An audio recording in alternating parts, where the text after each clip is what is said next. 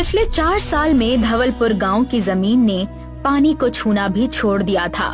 खेत दरक चुके थे, कुएं खाली हो गए थे और गांव वालों की आंखों में बस धूप उतर आई थी।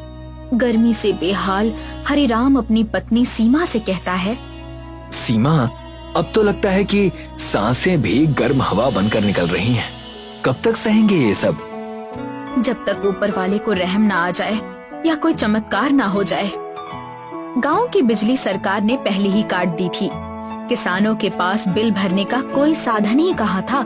सरकार से आस टूट चुकी थी और तब आया गांव का मुखिया रघुवंशी। अब सरकार से कोई उम्मीद मत रखो, हमें खुद ही अपना रास्ता बनाना होगा।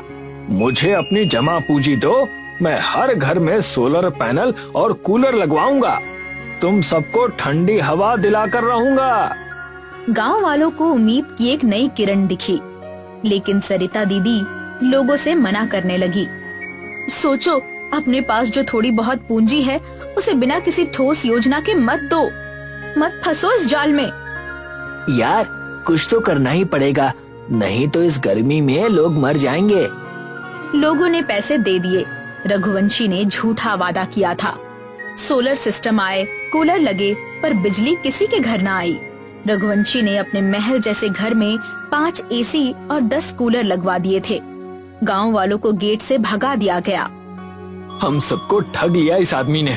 मेरी मेहनत की आखिरी कमाई भी चली गई। अब क्या करोगे? हरिराम की आंखों में नींद नहीं थी, बस पसीना था। दोपहर में जब सूरज आसमान को भी झुलसा चुका था, वो एक पुराना हाथ का पंखा लेकर सूखे तालाब के किनारे जाकर बैठ गया। काश बस एक झोंका हवा का मिल जाए, एक झोंका मिल जाता तो। उसी वक्त वहाँ एक साधु आ पहुँचा। उसकी आंखों में चमक और चेहरे पर रहस्य था। बेटा, ये पंखा मुझे दे दो, गर्मी बहुत सता रही है। लीजिए बाबा, पर ये बहुत पुराना है, ज्यादा हवा नहीं देता। तेरा मन साफ है, तूने मुझे शुद्ध नीयत से ये दिया है। अब मेरी बारी है। आप इस फल को खाकर सो जाना, जो सपने में दिखे अगले सुबह वही जाना। तुम्हारा समाधान वहीं छिपा है। इतना कहकर साधु चला गया। कोई कुछ नहीं समझ पाया। हरिराम फल लेकर घर लौट आया। कहीं कोई पागल साधु तो नहीं था? सपनों में भला समाधान ढूंढते हैं लोग। पता नहीं क्यों, लेकिन मैं विश्वास कर रहा हूँ, शायद यही आखिरी उम्मीद है। रात को हरिराम ने फल खा लिया और जैसे ही उसकी आंख लगी, एक अद्भुत सपना शुरू हुआ। ये कहाँ आ गया मैं? सामने कई विशाल पेड़ थे। हर पेड़ पर कूलर लटक रहे थे, हजारों की संख्या में, और हवा इतनी ठंडी जैसे पहाड़ की गोद में बैठा हो। ये तो सच में जादुई पेड़ है। हरिराम की आंखें खुल गई। वो पसीने में डूबा हुआ था। हरिराम अपनी पत्नी सीमा को अपने सपने के बारे में बताता है। सीमा, मुझे सपना नहीं, जैसे कोई सच दिखा है। मैंने उन पेड़ों को देखा, हर पेड़ पर कूलर लटके हुए थे, ठंडी हवा, जैसे स्वर्ग उतर आया हो। अरे, गर्मी के मौसम में तो पूरा गांव कूलर कूलर चिल्ला रहा है और तुम भी सपने में वही देखने लगे। इस बेवकूफी को सच मान लोगे? मैं मान चुका हूँ सीमा, और मैं उस पेड़ को ढूंढ कर रहूंगा। हरिराम जंगल की ओर निकल पड़ा।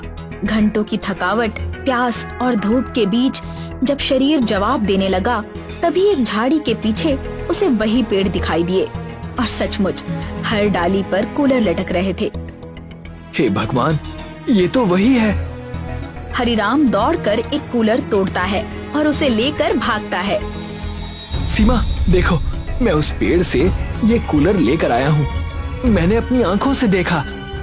ये तो बहुत ही अजीब बात है, पर सोचो, ये कूलर बिजली से चलता है और हमारे पास बिजली कहाँ है?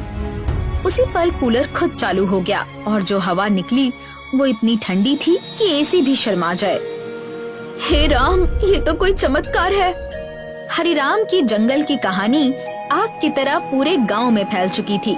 गांव वाले हरिराम के साथ उस जंगल के पास पहुँचे, जहाँ के हर पेड़ पर कूलर लटक रहे थे। और सब ने अपने लिए कूलर तोड़ लिए। अगले दिन गांव की गलियों में अब गर्मी नहीं, शीतलता बहने लगी। पहली बार लोगों ने चैन की सांस ली।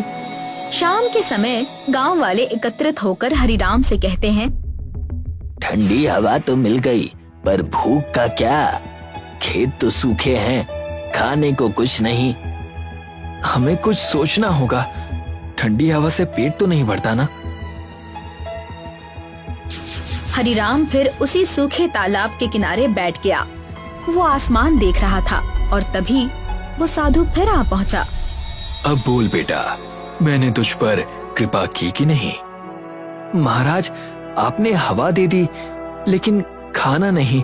हमारे पास खेती नहीं, राशन नहीं, हम जिएंगे कैसे? जिस पेड़ से कूलर निकले वो सारे पेड़ अब तुम्हारे हैं। इन कूलर को बेचो, मगर सिर्फ उन अमीर लोगों को जो इनकी कद्र करें, और जो पैसे मिले वो गांव की भलाई में लगाओ। इतना कहकर साधु फिर रहस्यमयी तरीके से चला गया। जैसे आया था वैसे ही। भाइयों और बहनों, अब हम इन कूलरों को सिर्फ दूसरे गांवों के धनवान लोगों को बेचेंगे। जो पैसा आएगा उससे हम अपना खेत वापस जिंदा करेंगे। गांव वाले तैयार हो गए। शहरों और अमीर गांवों में बेचे गए। धीरे धीरे गांव में धन आने लगा। सूखे खेतों में नमी लौटी और ठंडी हवा के साथ पेट की भूख भी मिटने लगी। इधर गांव के बदलते हालात अब रघुवंशी तक भी पहुंच चुके थे। ठंडी हवा और खुशहाल चेहरे रघुवंशी को बेचैन कर रहे थे। भीमा, देख रहे हो, ये गांव तो पूरी तरह बदल गया। हर घर में कूलर है, और ना जाने कहां से आए हैं ये कूलर, जो बिना बिजली के चलते हैं। अब तो उनके पास पैसे भी आने लगे हैं। ऐसा ही रहा तो इनके खेत भी हरे भरे हो जाएंगे, और मेरा नाम लेने वाला कोई भी नहीं रहेगा। मालिक, मुझे पता चला है कि ये सब हरिराम के कारण हो रहा है। एक जंगल में कई पेड़ मिले हैं जिन पर कूलर उगते हैं। क्या बकवास कर रहे हो? गांव वाले नहीं जानते कि मैं आपका आदमी हूँ। मैं भी हरिराम के साथ उस जंगल में गया था। मैंने अपनी आंखों से देखा, कई विशाल वृक्ष, हर पेड़ से ठंडी हवा वाले कूलर नीचे गिर रहे थे। तो फिर ठीक है, जब अगली बार गांव वाले उन पेड़ों से कूलर तोड़ने जाएंगे, तब हम भी चलेंगे और उन पेड़ों को आग लगा देंगे। ना रहेगा बांस और ना बजेगी बांसुरी। हरिराम गांव वालों के साथ पेड़ों के पास पहुंचा ही था कि पीछे से रघुवंशी और भीमा भी आ पहुंचे। भीमा को उनके साथ देख गांव वाले चौंक गए। भीमा, तू तो हमारे साथ था। तू तो भाई बना फिरता था। ये तो आस्तीन का सांप निकला। और अब मैं मुखिया जी के साथ मिलकर इन सारे पेड़ों को आग लगाऊंगा। भीमा और रघुवंशी पेट्रोल और डीजल से उन पेड़ों को जलाने की कोशिश करने लगे, लेकिन आग जल ही नहीं रही थी। अचानक एक तेज हवा चली और साधु वहाँ प्रकट हो गए। उनकी आंखों में अब करुणा नहीं, सिर्फ क्रोध था। तुम दोनों ने हद कर दी है। अब तुम जलकर राख हो जाओगे। भीमा और रघुवंशी के शरीर से आग उठने लगी। वो चीखने लगे। महाराज, कृपा कीजिए, चाहे जैसे भी हो, ये हमारे गांव के लोग हैं, इन्हें बचा लीजिए। साधु का क्रोध शांत हो गया। आग बुझ गई। रघुवंशी और भीमा कांप रहे थे। उनकी आंखों में पछतावे के आंसू थे।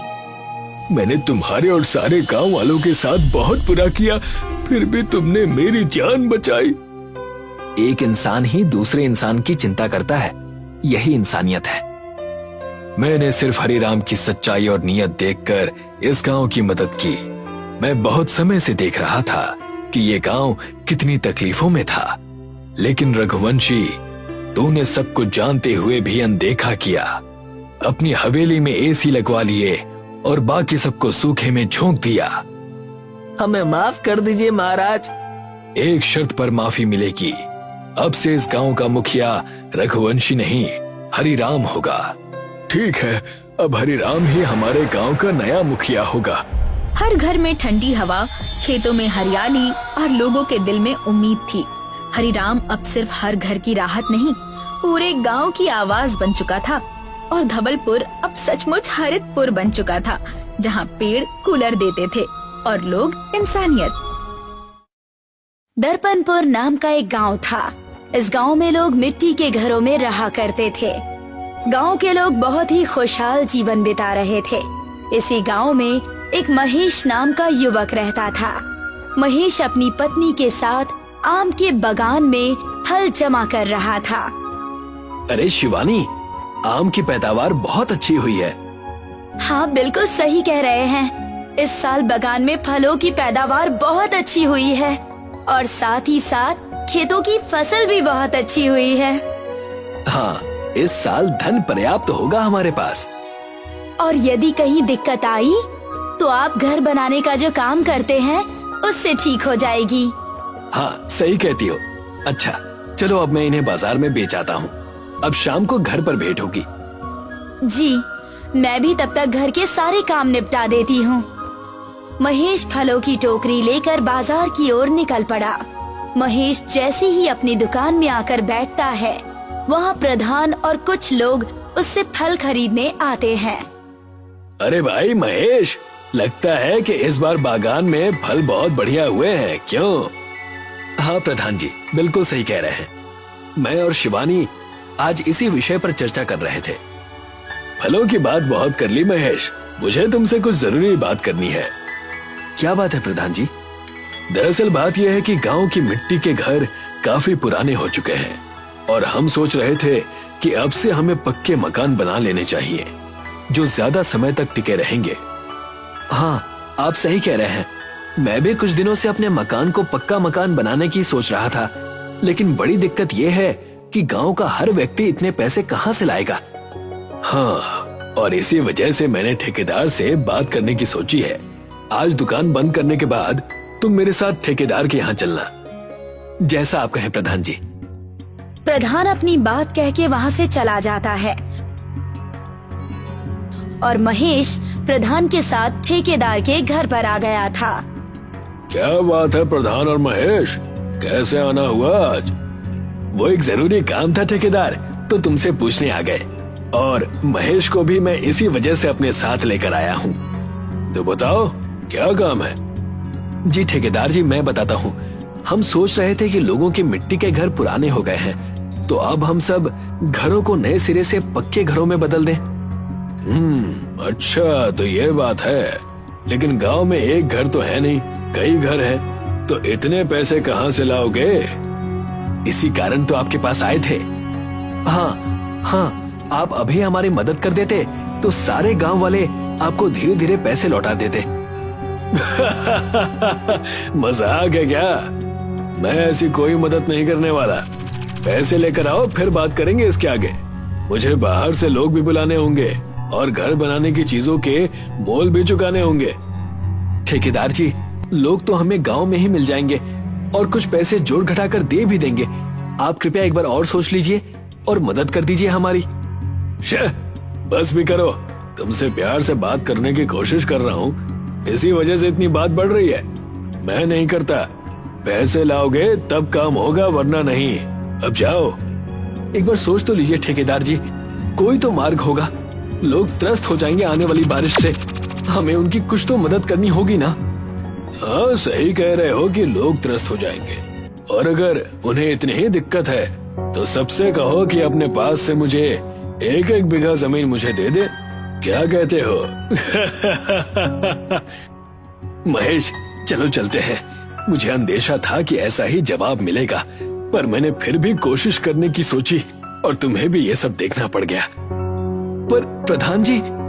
प्रधान महेश को इशारा करता है और महेश अपने शब्दों को पीसकर पी जाता है।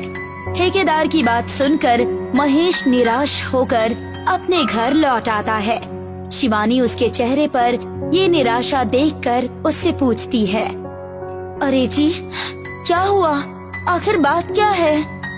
कुछ नहीं शिवानी, बस ये ठेकेदार की बात सुनकर मुझे बहुत दुख हुआ। ऐसा क्या कह दिया उन्होंने?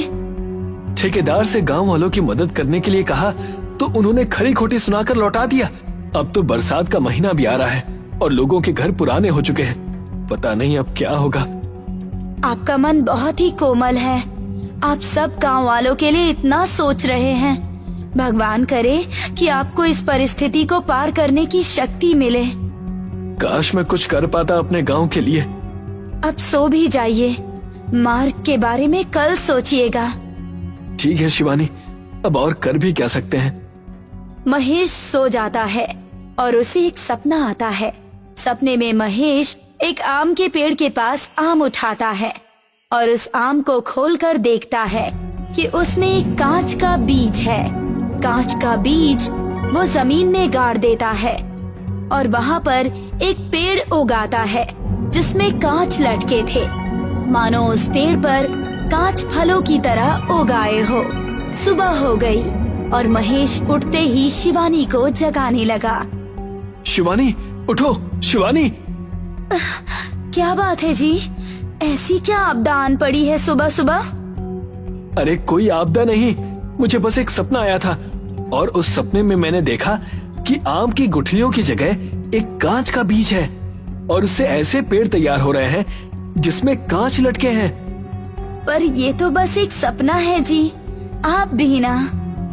डूबते को तिनके का सहारा जानो। कल ही हमने कोई मार्ग मांगा था, शायद ये वही हो।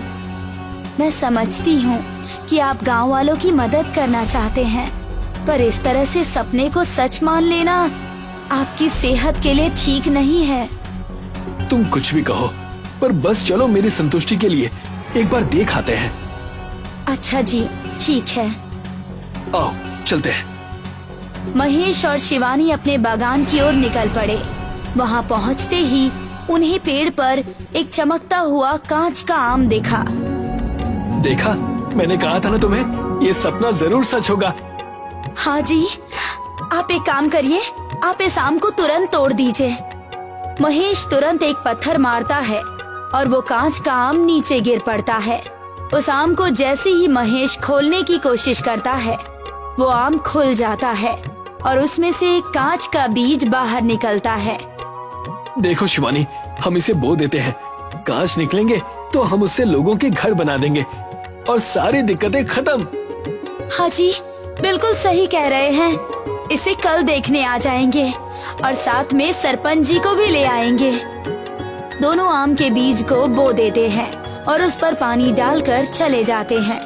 वो पौधा तनिक बढ़ जाता है, पर दोनों अपनी खुशी में आगे चले जाते हैं और कल का इंतजार करते हैं।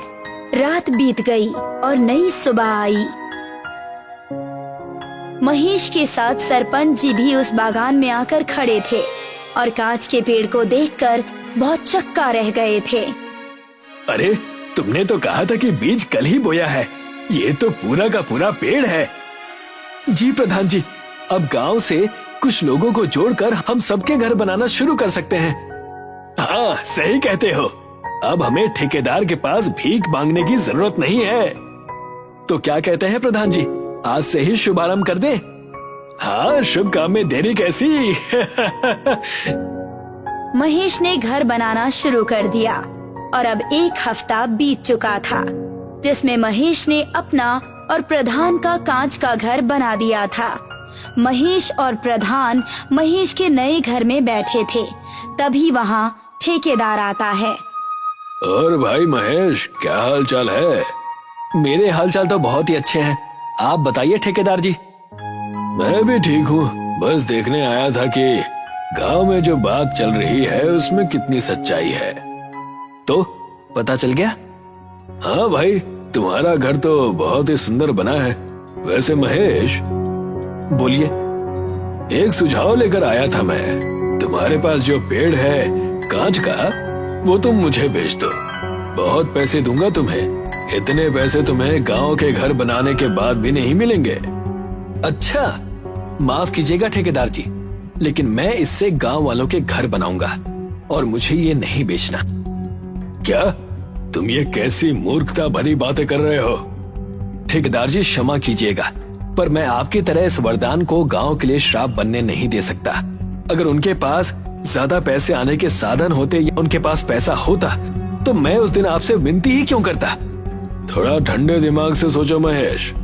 चलो, कांच का पेड़ बेचना नहीं चाहते तो मेरे साथ मिलकर काम करो, इससे हमें काफी पैसे मिलेंगे तुम्हें क्या लगता है, गांव वालों को अगर सब कुछ मुफ्त में मिल जाएगा तो क्या वो आगे काम करने की चाह रखेंगे?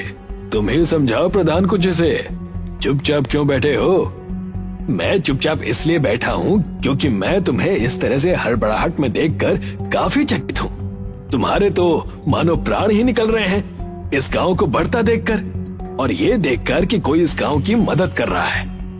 हाँ प्रधान जी, सही कह रहे हैं आप। पहले तो आप हमारी मदद करने आए नहीं ठेकेदार जी, और जब हमारे पास दूसरे साधन आ गए हैं तो आप हमारी मदद करने की जगह उल्टा भड़काने आ गए हैं। शे, तुम लोग कभी नहीं समझने वाले, जो समझ में आए वो करो। ये कहकर ठेकेदार वहाँ से गुस्से से चला गया और प्रधान फिर से महेश से कहने लगा, महेश ध्यान रखना, ये ठेकेदार कुछ भी कर सकता है अपने जलन में आकर। जैसा आप कहें प्रधान जी, अब हम वैसे भी कांच के घर बनाना शुरू करेंगे और हमारा इनसे ताल्लुक कम ही रहेगा। देखते ही देखते 1 महीना बीत गया। सारे कांच के घर बन चुके थे और कांच का पेड़ फायदेमंद साबित हुआ, जिस वजह से गांव के लोग आज उसके पास नारियल फोड़कर उसका पूजन करने के लिए खड़े थे। जय हो इस पेड़ की। गांव में बरसात से पहले सबके घर नए तरीके से बन गए। इससे बढ़िया और क्या हो सकता है। हाँ, इस पेड़ ने हमारी बहुत मदद की है। ये सही कह रहे हो, इस पेड़ की हम पर बहुत ही कृपा है। पर ये भी जानो कि सिर्फ वरदान से ही कुछ नहीं होता, वो वरदान किस व्यक्ति के हाथ में है ये भी बहुत मायने रखता है। इसीलिए तुम्हारा भी हम पर उपकार है महेश। आखिर तुमने अपना वरदान हम सब में बांटा जो है। तभी वहाँ ठेकेदार 2 गुंडों के साथ आ गया, जिसके पास कुल्हाड़ियाँ थी। क्या कहना चाहते हो प्रधान, कि अगर वो वरदान मेरे हाथ लगता तो मैं इसे श्राप बना देता? मैंने आपका नाम तो नहीं लिया, पर आपने अभी अभी जो खुद का परिचय दिया है वो कुछ गलत नहीं है। ये कुल्हाड़ी लेकर इन 2 लफंगों के साथ आप यहाँ क्या कर रहे हैं? बहुत बोलता है, आप कहे तो उड़ा दो ठेकेदार जी। अरे नहीं नहीं भैया, हम तो बस यहाँ इस पेड़ को काटने आए थे, और अगर कोई बीच में ना आए तो हाथापाई नहीं होगी। जैसा आप कहें ठेकेदार जी। ठेकेदार और गुंडे जोर से उस पेड़ पर कुल्हाड़ी मारने लगे और बाकी सब डर कर पीछे हट गए। अचानक चारों तरफ से कांच की दीवारों ने उन्हें कैद कर लिया। बचाओ बचाओ! अरे ये कांच की दीवारों पर हाथ पीट पीट कर क्या कर रहे हैं ठेकेदार जी? पता नहीं भैया, पर आनंद बड़ा आ रहा है।